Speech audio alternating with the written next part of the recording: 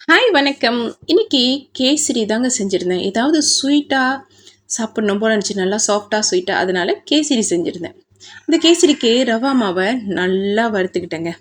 நல்லா அது கொஞ்சம் வாசம் வர அளவுக்கு வறுத்துக்கிட்டு, நெய் ஒரு 2 கரண்டி ஊற்றி அது கூட முந்திரி பருப்பு அதையும் சேர்த்து, உடைச்ச முந்திரி பருப்பு சேர்த்து நல்லா ப்ரௌனாக வர அளவுக்கு வறுத்துட்டு, தேங்காய் பால் ஒரு கப், நான் தேங்காய் பால் தாங்க பாய்ப்பேன். தேங்காய் பால் ஒரு கப் அளவுக்கு ஊற்றி அதையும் நல்லா கிளறி விட்டு, அது கூட ஃபுட் கலர், நான் வந்து கொஞ்சம் மஞ்சள் கலர் சேர்த்தேன், மஞ்சள் ஆரஞ்சு மாதிரி, அதையும் சேர்த்து கொதி வராமல் நல்லா கிளறி விட்டு, அது கூட கொஞ்சம் உப்பு, ஒரு கரண்டி சர்க்கரை, சீனி நம்மளுக்கு தேவையான அளவு சீனி சேர்த்து அதை நல்லா கிளறி விட்டு, பால் இதில் கொதிக்கக்கூடாது, இதுதாங்க மெயின். பால் கொதிக்கக்கூடாது, லேசாக மேலே அப்படியே நுர மாதிரி வரும்போதே நம்ம இந்த ப்ராசஸ்லாம் ஸ்டார்ட் பண்ணிடணும்.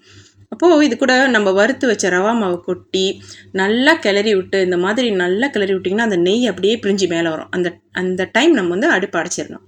அடுப்பை அடைச்சிட்டு இப்படி வாரி பார்த்தா, பா, வாசம் வீடு ஃபுல்லாக வாசங்க. பிள்ளைங்க எல்லாமே கிச்சனுக்கு வந்துட்டாங்க, மம்மி என்ன இன்னைக்கு ஸ்பெஷல் அப்படின்னு. அப்புறம் என்ன, தட்டில் தட்டி வச்சு கட் பண்ணி ஆளுக்கு ஒரு துண்டாக சாப்பிட்டு முடிச்சிட்டோங்க. செம்ம டேஸ்ட்டு.